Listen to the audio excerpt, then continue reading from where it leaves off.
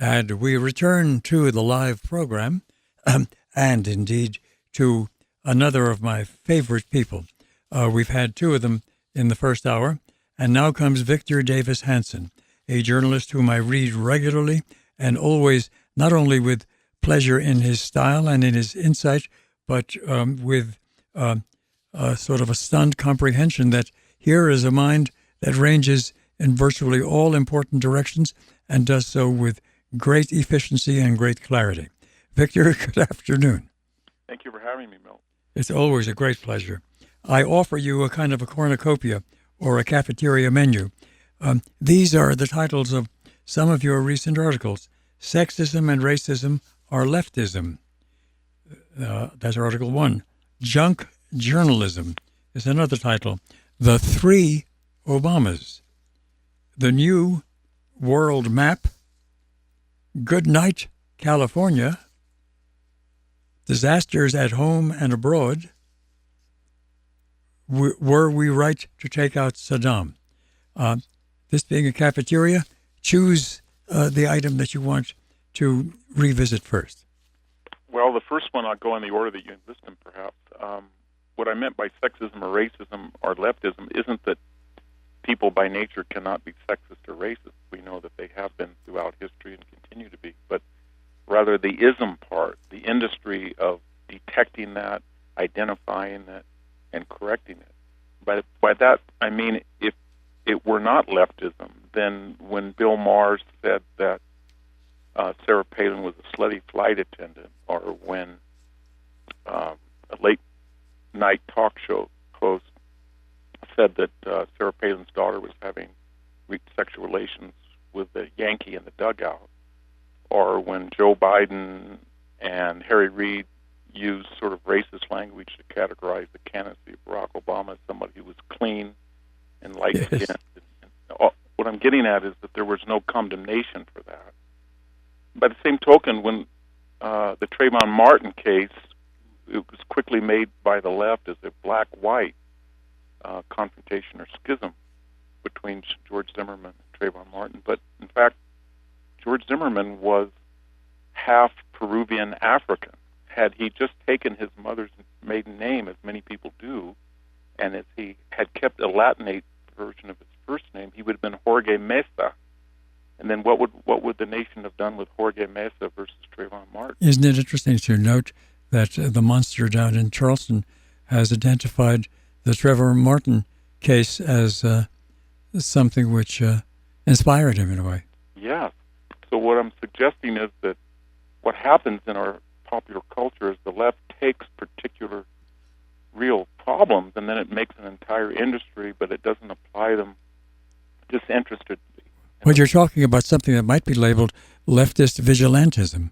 Yeah, it is. I mean, nobody on the left would rally to the cause of Marco Rubio and say that the New York Times is going after him for 4 tickets in 20 years, and that's Latino bias. Or they wouldn't say that people have caricatured the ability of Clarence Thomas, and that reflected deep-seated prejudices against African Americans. I sense, Victor, in your recent writing, the dawning of a confession of inner despair over the future of our civilization, that you now begin to see der Untergang des Abendlandes, the decline of the West. Yeah, I think what's happened is that with growing American affluence and leisure, people have come to the idea that they can be perfect, they can achieve perfection, heaven on earth, and if they don't achieve that, they're somehow not good. So we have this very vibrant, multiracial society with all these competing interests, and if it's not absolutely equitable in every sense of the word, and I mean that by equality of result rather than just opportunity, then someone is guilty of an ism, and the corrective for that will be a larger government, a greater redistribution of wealth. And if you don't do that, then you are homophobic, nativist, racist, et cetera, and the problem with all this is that it's not applied equally across the board, and people understand that now. And the left is getting angrier and angrier that it can't enact that agenda, even as it has lost the House of Representatives, it's lost the Senate, it's lost the state legislatures, it's lost the governorships, and yet it still wants to go further and further leftward. And the country is, it's bifurcating into blue and red states, and people are disconnecting from one another. Why then does a good portion of the Republican Party also seem to want to go leftward? I don't know. I think that they feel that they don't quite in a empirical fashion understand what's going on. What's going on is that the universities, the media, the foundations, Hollywood, and some degree high elite journalism are going one way, but that's not a representative barometer of the people. They're going the other way on major issues such as abortion or illegal immigration or taxation.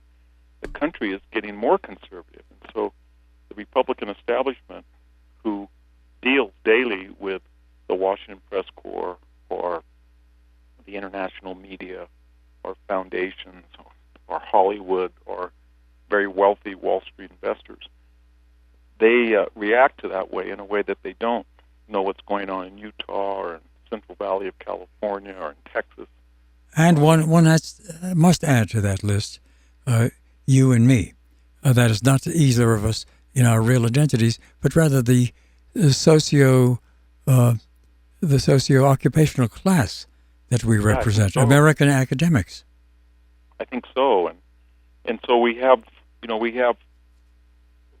these discussions now. In the latest problem in Charleston, I can see that there's an argument to be made that the state of South Carolina or any state probably should not sanction the flying of a Confederate battle flag. Mm-hmm. That doesn't mean that people can't put it on their license, they cannot worship it at home, but the state, using its investments, probably would be wise not to give that sanction, given the history of slavery and the offensive nature of that flag to a lot of people. But by the same token, they need to address other things, such as we have something called the National Council of La Raza. La Raza is a racist word in Spanish meaning race, and that word was reinvented, so to speak, in the early 20th century by two people. Mussolini, who wrote something called a Manifesto of La Raza in Italian, and then Franco, who wrote a novel, La Raza, and both of those made the argument that the Iberians on one hand and the Italians on the other were racially distinct and superior to various other groups. And in the 1960s, if you look at the history of La Raza, that was exactly what it did. It rebranded that sort of outlaw word that was never used anymore in Italian and Spanish and said, we're going to use this to denote indigenous Mestizo people from the New World who speak Spanish who are superior to others. You've left out somebody further north who didn't run a government but spoke for somebody who ran a government, namely Alfred Rosenberg, no relative of mine. The myth of the 20th century is a statement of Aryan racialist theory.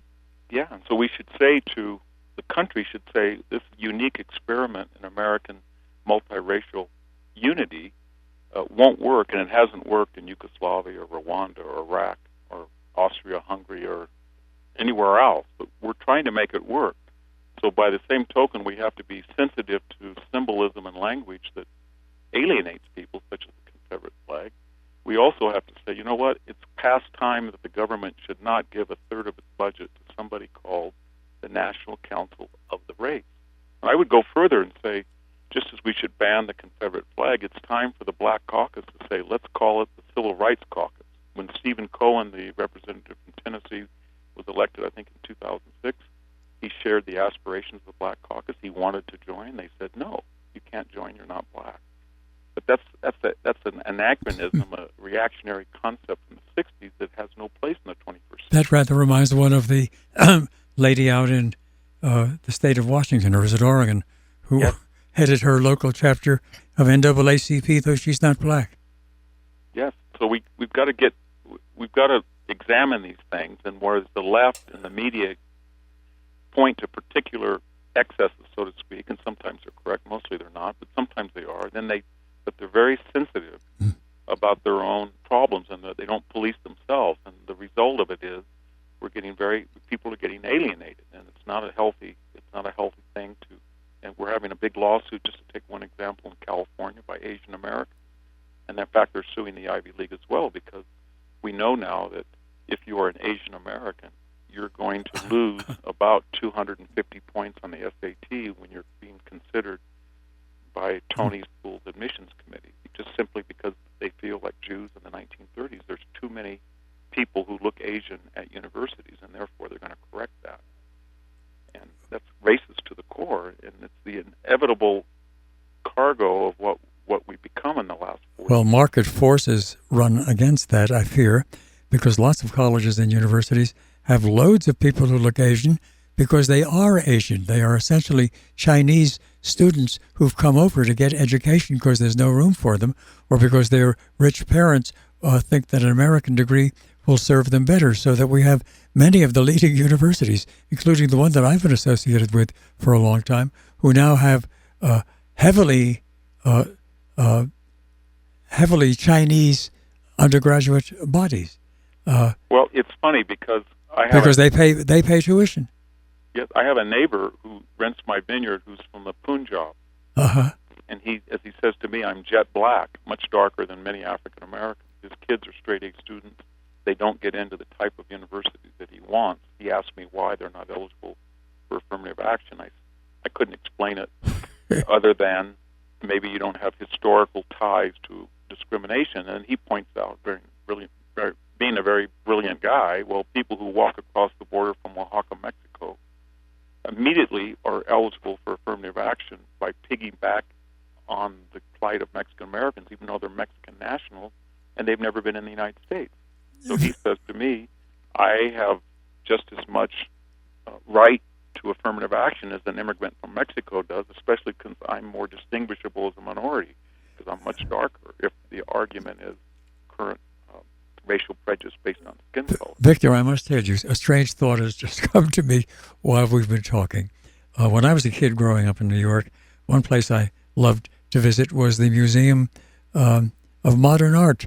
It's still there. It's still a fascinating place. A great painting that hung there for quite some while was by, I suppose, one of the leading painters generated by the Chicago culture, Ivan and Lorraine Albright, who painted desiccated flesh. His paintings were really... He's the guy who painted the picture of Dorian Gray that we see at the end of the Hollywood version of the picture of Dorian Gray. He had one which was mounted for quite some time at the Museum of Modern Art in New York, titled "Into the World Came a Soul Called Ida." Why in the world am I giving you this now? Because into our world came a soul called Barack Obama.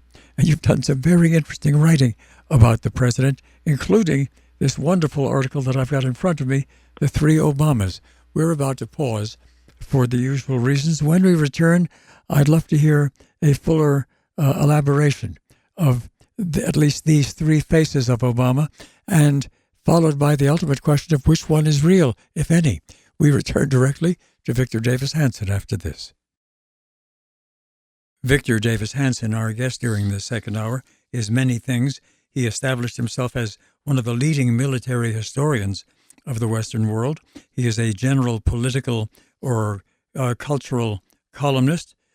He has been a classics professor, and now he is and has for some years been a fellow at the Hoover Institution on the campus of Stanford University. And, of course, the author of many books, and many of his articles appear in the National Review. Many of them are syndicated by the Chicago Tribune Syndicate. The one I hold in my hand is titled The Three Obamas. I think that was National Review originally. Is that right? Yes, it was. Let's have it. What are the three Obamas? Who were they? And how did he get to be president is a good incidental question. Yes. Well, I think his supporters would argue that he's had a very successful presidency because he ended the war in Iraq, and he gave us Obamacare, and he lowered the deficit, and we're not still in a situation as we were in September 2008. So that's maybe a quarter of the population believes that, besides those that just would vote for him anyway because of their Democratic affinity, et cetera, et cetera.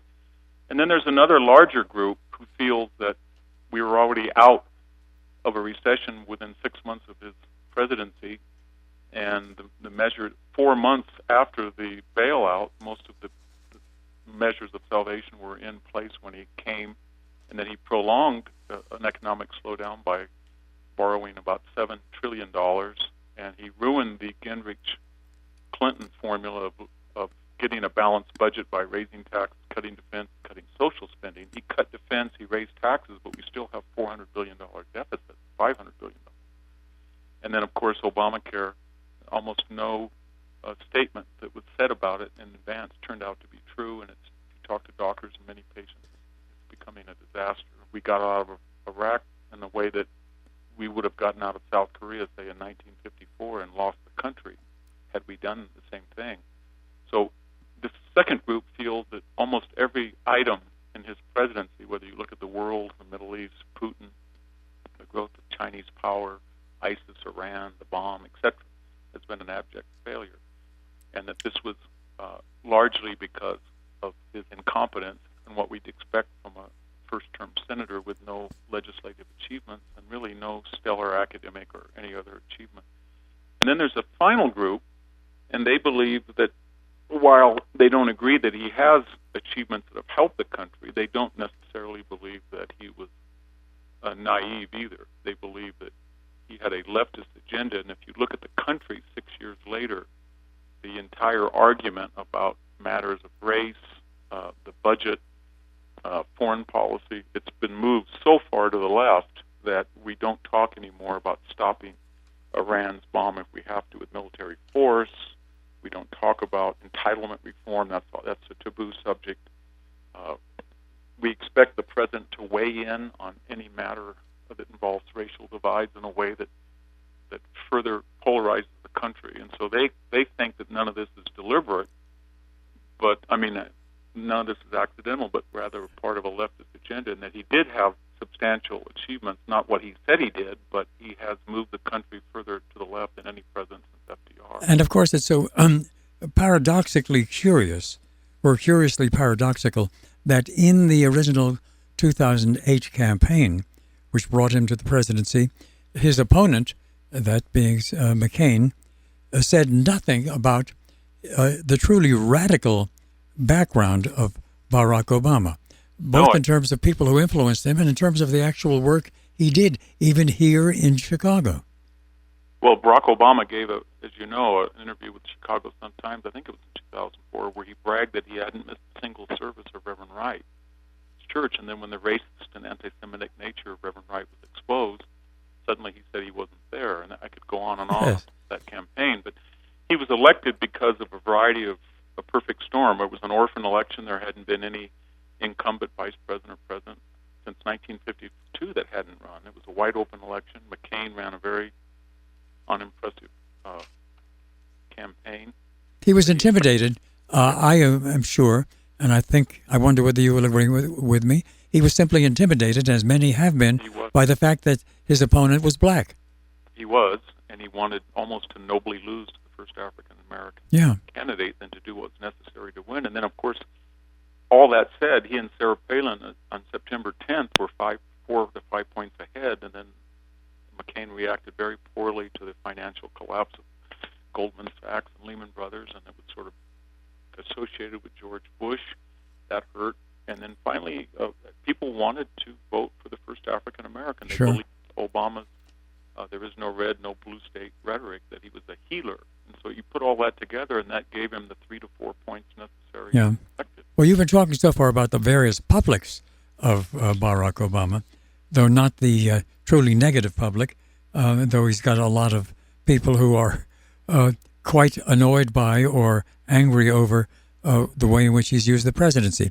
But this article now in hand is The Three Obamas, starts with his self-portrait. What is that self-portrait? Well, his self-portrait, to be candid, is delusional. He really has said, and he does believe, that the world is a more secure and stable place. And if you look at the map and you talk to even his supporters, Iraq, Iran, Yemen, Syria, Lebanon, Putin's aggrandizements, China, our relationship with our allies, there's no evidence for that. And yet continually insist on that. He continually insisted that Obamacare would lower the deficit, you would keep your doctor, you would keep your plan, it would lower your premiums, it would lower your deductibles. None of that has been proven to be true, and yet he has never acknowledged that. He said that he has made racial relations much calmer and that people are getting along better than ever. That no poll reflects that. It shows just the opposite. Even his own campaign manager cannot deny that, even tried to deny that Obama has inflamed racial tensions. Everybody understands that. Both left and right would agree on that one point. Let me offer you a brief hypothesis on that. He has inflamed racial tensions not so much by whatever. He doesn't necessarily have full responsibility for that. Rather, what has responsibility is the fact that we have our first black president. Therefore, many blacks, by the hundreds of thousands, have expected that their life situation would change, that things would get significantly, quickly better for the black portion of the population. That has not happened in any considerable degree, and that in turn has generated, I think, a new level of rage against the American world. The only way that things were going to get better for the African American population, they were actually better under Bush as far as employment, was to grow the economy in such a way that inner city youth without skills would be so in demand in things like construction and energy production that they would get jobs and get off public support or without support. So your article has these three sections: the self-portrait, then the majority take, as you label it, and then I think you're borrowing this from Jerzy Kosinski, being there. Let's have those last two. Well, I'll start with the last. Being there means that people believe, and I think there's some grounds to it, that Obama likes the trappings of office. He likes the jumbo jet. His wife likes to travel. He likes the idea of being the first African-American president. He likes golf. He likes the accoutrements of the office. But he doesn't like going up to Capitol Hill and sitting down with Republicans and Democrats and hammering out a compromise legislation. He doesn't like holding a no-holds-barred press conference and addressing his critics. He doesn't like being self-critical of his own supporters. He doesn't like criticism, and he gets on particular mindsets that he's just not empirical, especially about radical Islam and its connection with terrorism. He likes giving lectures to people, Christians, not to get on your high horse, et cetera, but the actual governing or promoting U.S. interest abroad, he seems very ambiguous about it. He's not interested in that. He's played golf more than any other president, and he was a very severe critic of George Bush, as was the left, who quit playing golf. I think it was in late 2003. But what I'm getting at here is that he likes the idea of being president, but he doesn't like the messy day-to-day routine in the way he didn't when he had no accomplishments as a Chicago legislator, as you know from a University of Chicago yes, indeed. law lecturer. He didn't finish his book on contract law. As Harvard Review editor, he was one of the only review editors that never published a single scholarly paper. His entire life, he has been able, to paraphrase Joe Biden and Harry Reid, to appeal to the wealthy white liberal mentality which controls academia and the media, a lot of politics, without commiserate achievement. And when he came to the presidency, he assumed that Barack Obama, being president, will be enough in and of itself, and I don't have to have the type of achievements that other presidents will be judged by. Did his election give full evidence of a kind of political genius, knowing how to use what he had to maximum advantage, or was it fortuitous and just a matter of his lucking into the whole situation? Well, I think his defeat of Hillary Clinton was brilliant. He understood that he could move the party left, and he could cobble together an extraordinary registration and turnout of minority voters who would see him an icon or a symbol of popular culture in the direction. People said that even when Hillary was running, the era of the old white man is over with. It's a new country. It's young. It's open change. That was brilliant. But when he went to the presidency, had there been an incumbent vice president on either party or a president running in the primary, he wouldn't have been elected. Had there not been the financial meltdown, he probably would not have been elected. Had the Republicans had any other candidate that was viable other than a Bob Dole, John McCain type of candidate. Surely, Victor, we've had some other presidents who have been as much as lacking in capacity for the full challenge of the presidency, and perhaps as uninterested in the hard work that the presidency requires, as you contend to be the case with Obama. Who are some of the other failed presidents on that, viewed on those dimensions? Well, I think Jimmy Carter had no foreign policy experience whatsoever. He would never have dominated and would have never been elected had it not been the repulsion in general at Watergate and the Nixon presidency, and the collapse of the Republican Party, and then the idea that he represented something that was not Washington, and he played that brilliantly, but he was completely inept in matters of foreign policy or legislative adroitness on Capitol Hill. He was a completely failed president in that regard. It's legitimate to say that Ronald Reagan was not a hands-on president, especially his second term, but he was able to delegate in a way that his subordinates, and he was able to bring people, I think, together far more than Barack Obama. But it's hard to see somebody with that little. You could argue that John Kennedy had very little political experience when he was elected just as a senator and one term, I think, in the House, but he didn't have any executive experience, and it showed for his first 2 years, although he had other assets that I think Obama doesn't have. But we haven't quite seen anybody like this in a long time, and I think it's going to be telling that it's going to be hard for, of either party, another senator, a one-term senator. I'm impressed by Marco Rubio, but he's going to have to make the case that being a one-term senator will not turn out to be like Barack Obama's career in the White House. Well, Obama has at least established the precedent. I don't suppose he's the first one-term senator to ascend to the presidency, or is he? No, I don't think he is. I think John Kennedy had only been one term. There you are. Yeah, but I think what we see with Obama is that I think there was a naivete that he thought that because he was the first African American and because he had wowed the media to such a degree that he just assumed that, and his supporters assumed, that the country would rally around his agenda and that you could not criticize him without being guilty of some kind of racist animosity. And I think after 6 or 7 years, that's backfired, and he's made. And I mean, when you have the President of the United States, just to take one example, and he weighs in on a criminal case in progress, like the Trayvon Martin, and says in overtly racial terms, Trayvon Martin would have looked like the son he ever had. That would be something like Bill Clinton during the O.J. trial saying that Nicole Simpson, who was killed, would have looked like the second daughter I never had. That would have been absolutely beyond the pale.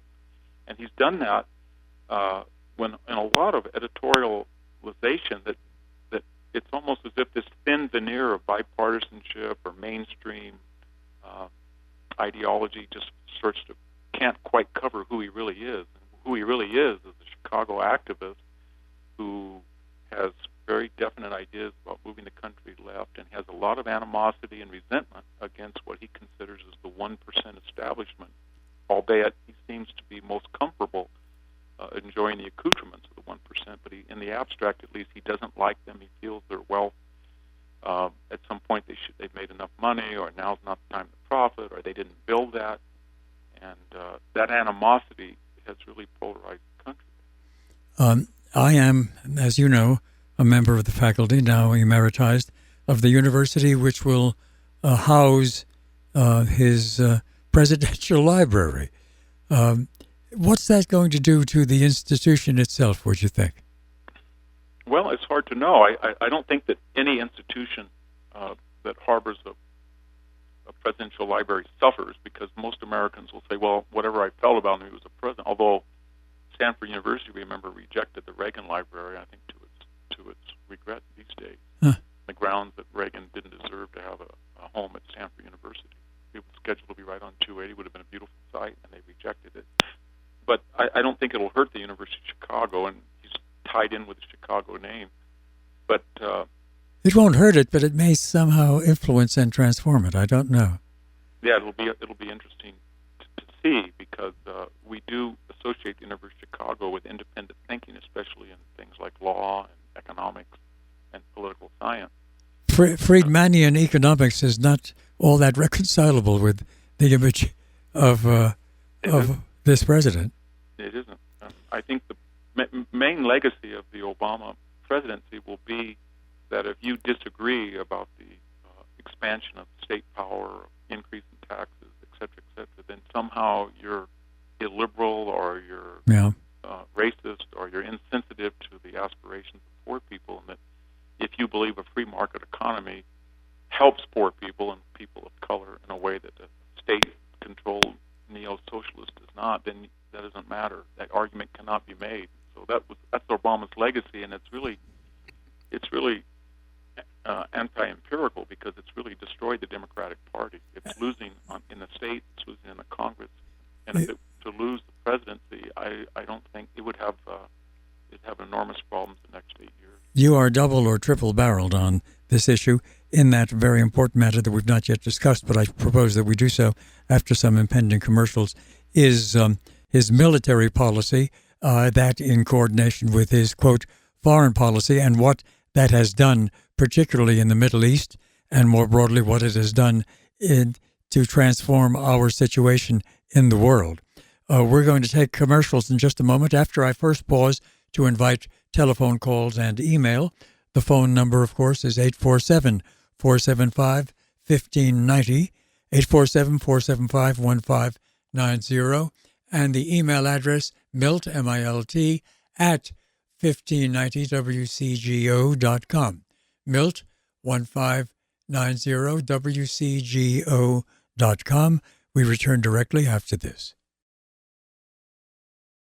And Victor Davis Hanson, a dramatic way to pursue that question about Middle East policy and more broadly foreign policy and military policy is imagine that Senator McCain won the presidency instead of Senator Obama. What would be different in the history of the Middle East and more broadly in the history of American foreign policy choices and military choices over the last 8 years? That's a good question. I think it would be fair to say that McCain, when he entered into negotiations to the extent he did with Iran, and he quickly discovered that the Iranians were not going to allow on-site inspections of nuclear facilities, would have taken the French advice and stopped the talks altogether and ratchet up the sanctions. And right now, Iran economy would be near the point of collapse, and they would be making concessions on that issue.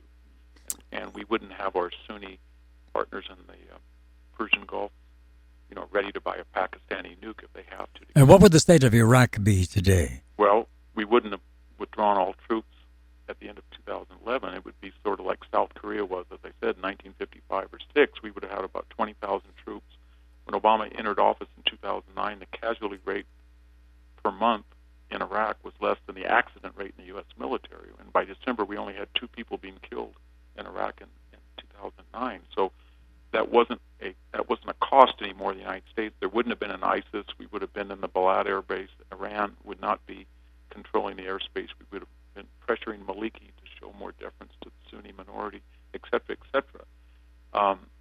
Whether you like it or not, McCain probably would have given if he did give a red line, he would have honored it. You could argue whether that would have been wise or not, but without ISIS, we could have taken out Assad if we thought that was in our interest. And either way, whatever your views on that, we wouldn't have been embarrassed by issuing a deadline. I don't think he would have gone into Libya. I think the only difference there is I don't think that was wise to get rid of monster in rehabilitation Gaddafi, who was trying to reach out to the West at last. But if he did take him out, and he probably supported Obama, and he would have done it, he would have put people on the ground to supervise the post-bellum chaos that ended up with a logical trajectory to Benghazi. In terms of Russia, I think after the Georgia and Ossetia incursion at the end of the Bush administration, he would have kept the Bush punishments. He'd stopped high-level negotiations with the Russians on a lot of issues. He had agreed to missile defense with Poland and Czech. And McCain would have continued that and even ramped them up, and we might not have seen Putin emboldened under reset. There would have been no reset, so he wouldn't have probably gone into the Crimea or Ukraine or now be threatening the Baltic states. I think he would have sat down with our allies in the Pacific, Japan, South Korea, Taiwan, Philippines, Australia, and would have said, look, China's being aggressive. You guys are up against the wall.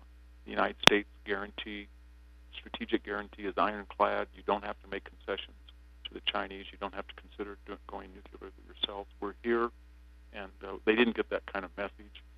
As far as the Muslim world, there wouldn't have been a Cairo speech. There would have been something much more measured. We're not the enemies of Islam. However, there is a connection between radical Islam and terrorism. We're not going to be shy about pointing it out. We should remember that the Cairo speech, et cetera, on the part of Obama did not win the United States any greater popularity. We're no more popular today in the Middle East than we were under George Bush. So it would have been different. I'm not saying that it would have been perfect, but we wouldn't be in the situation that we are now. Our stock in the world would be rated higher than it is now, clearly. I think so. I think when you go to countries, and when I go and talk to journalists, there's two conversations. One's on the record, where they're very hesitant to criticize the United States, partly because they don't want to criticize the United States in general, at least officially, and then privately they were invested in the Obama election. And then off the record, it is, my God, what are you people doing? Don't you understand? You're supposed to lead us, and all of that ankle biting we did was for show. And why are you doing this? We're not prepared psychologically, materially to lead the world. What are you doing to it? Will the choice between Mrs. Clinton and whoever the Republican candidate is make a difference with regard to restoring a reasonable foreign and military policy? Well, all I would say to your listeners who are going to vote for Hillary Clinton because of her record as on Secretary of State, what is her record? I just want to know one achievement. Is it reset with Russia? Did that work out well? Was it the Middle East policy that led to the high-level talks going on with Iran? Was it our new estrangement from Israel? Was that a smart idea? Was declaring Syria a reformer, Mr. Assad, smart? Was when she chuckled and said, we came, we saw, Gaddafi died, was that a good idea? What difference does it make in Benghazi? Was that smart? Going over to China and lecturing them on human rights without being tough about their aggressions, was that smart? With all the little caricatures of Putin as a macho shtick and cutting up in the back of the room as the administration did that work out well? Is there a Republican candidate who is particularly appealing on the foreign policy, military policy level? Well, I don't think that Rand Paul is. I'm not convinced that a neo-isolationist is the answer to Obamaism. But I think that there's starting to be a consensus that they're not into neoconservative nation building, and yet, as they call it, and yet they want to restore the post-war leadership of the United States, and that would probably be people like Marco Rubio and Walker and Perry. They all seem to be agreeing on that particular point. I don't quite know what Huckabee and some of the other candidates feel, but I don't think that and I don't want to, brand Rand Paul's an isolationist, but he said certain things such as we created ISIS, et cetera, that are, I think, put him out of the mainstream of Republican foreign policy. The email address is milt@1590wcgo.com, milt@1590wcgo.com. Directly back and on to your questions and comments after this. And directly back to Victor Davis Hanson. Victor, here is a totally different subject raised by one email that we've just received. Please ask Dr. Hanson what he makes of the current state of his state of California. They have troubles well beyond mere fiscal mismanagement. Yeah, they do. You've written about that, of course. Yeah, what's happened, there's 3 or 4 things that are structurally wrong with California. We have a very wealthy, largely white and Asian elite that lives on a very thin corridor from San Diego, La Jolla to Berkeley. And they have certain environmental, except the social agendas that don't reflect the muscular part where the agriculture, the fuel, the timber is produced. And so while they're postmodern, the interior of the state is sort of pre-modern, and it doesn't function well. The second thing is 1 out of every 4 Californians was foreign-born, and 22% are below the poverty line.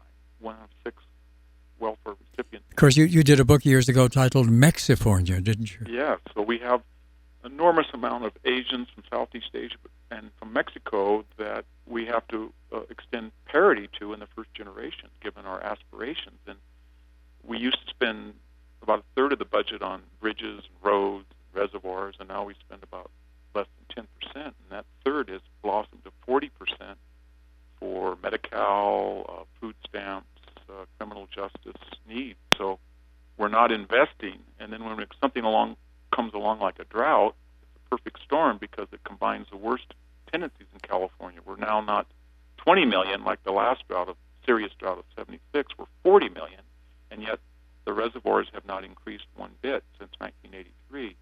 So we basically have the infrastructure for a state of 20 million, and yet we have 40 million because of a combination of illegal immigration and a green agenda by elites that doesn't believe that you should create infrastructure given its supposedly harmful consequences on the environment. And it's very ironic because left-wing people run the state now. You'd never have a Reagan or Dick Mason or Pete Wilson elected again. And yet they are shielded from the ramifications of their own ideology. So somebody in the Berkeley Hills that wants to release reservoir water out to the ocean on the theory that salmon might be reintroduced in the San Joaquin River doesn't care that 10 million people from Mexico have come and they can't find jobs in fracking, they can't find jobs in agriculture, they don't have affordable housing, they're living 6 and 7 into a Winnebago parked behind a house in Redwood City. And so you have this elite that's in theory very, very liberal, but in fact it's very reactionary. It's sort of, I got mine, Jack, and I don't really care about poor people or extending them the California dream of the 1950s and 60s. Of course, you've got a governor who was governor once before and is sort of a veteran, if odd, American politician. Is he up to the job? Jerry Brown's got a very effective political message that resonates, and it's simply, I'm a Democrat that is slightly to the right of the far left, and you Republicans and conservatives, which are about a third of the state, better be on board with me. If not, you're going to get a socialist California legislature that's going to do things that even scare me, and that's the message that he sends. And meanwhile, we have the highest sales tax in the United States now. We have the highest income tax rates in the United States, 13%. We have the highest fuel taxes, and yet, what do we get for it? Our highways are rated by Forbes as 49th. Our schools are 48th in test scores. We're behind states like Georgia, Florida, but only Mississippi and Alabama. We're comparable to Mississippi and Alabama, and yet we have so many more natural advantages, and we have so many more higher taxes. So we're basically paying the highest taxes in terms of education and infrastructure, roads, etc. We're getting the least in exchange. That's partly because of the social agenda and partly because of pensions, for example.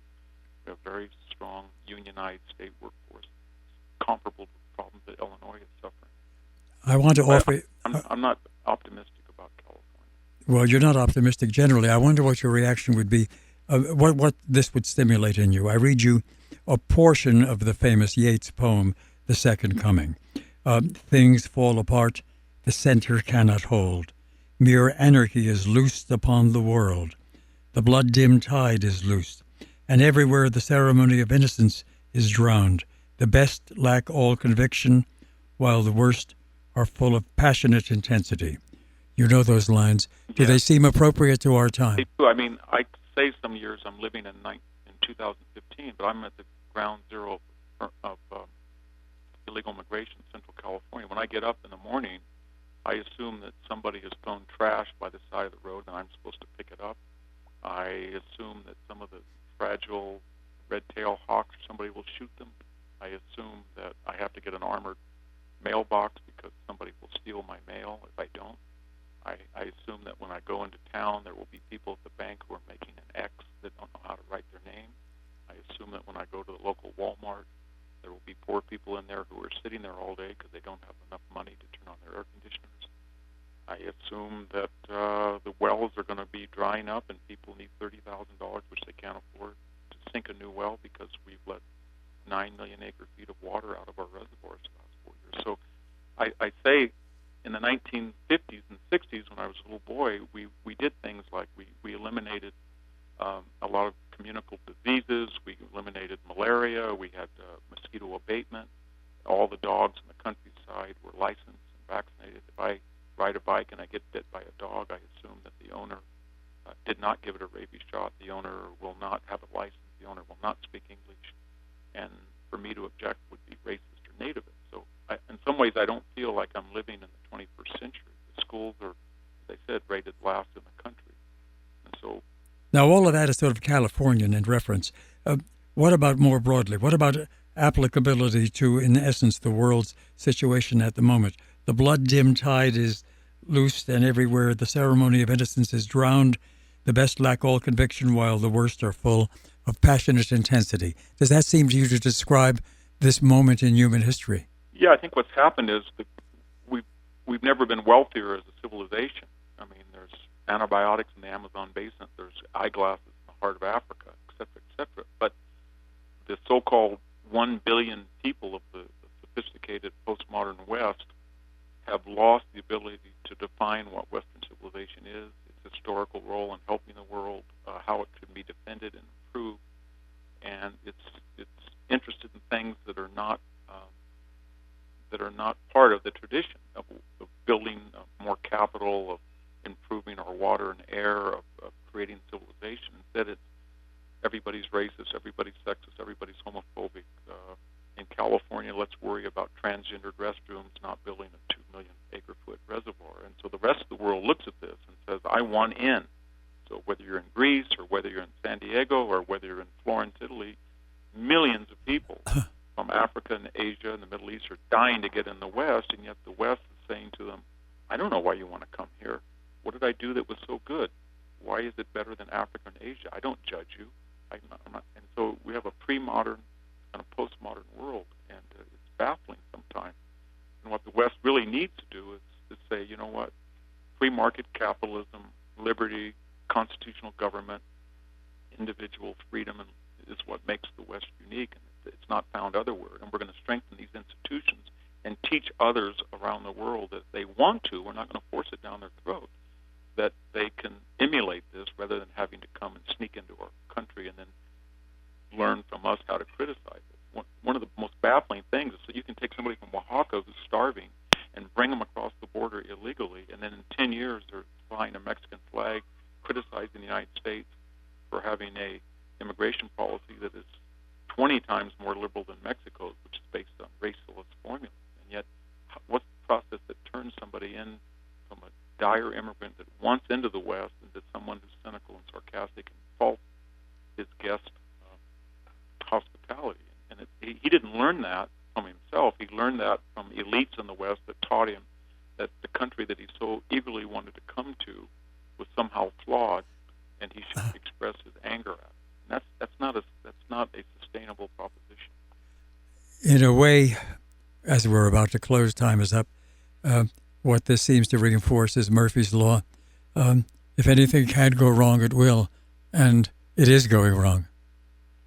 Yeah, it is. The only thing that helps us is that the West has always had a self-correcting ability by free speech and free expression. That's what we have to look for most carefully, that we don't start to restrict people's ability to petition the government, change things. That's what I'm worried about the Obama administration. Victor, I wish we had more time. This has been outstanding, as conversation with you always is. Thank you so much for joining us today.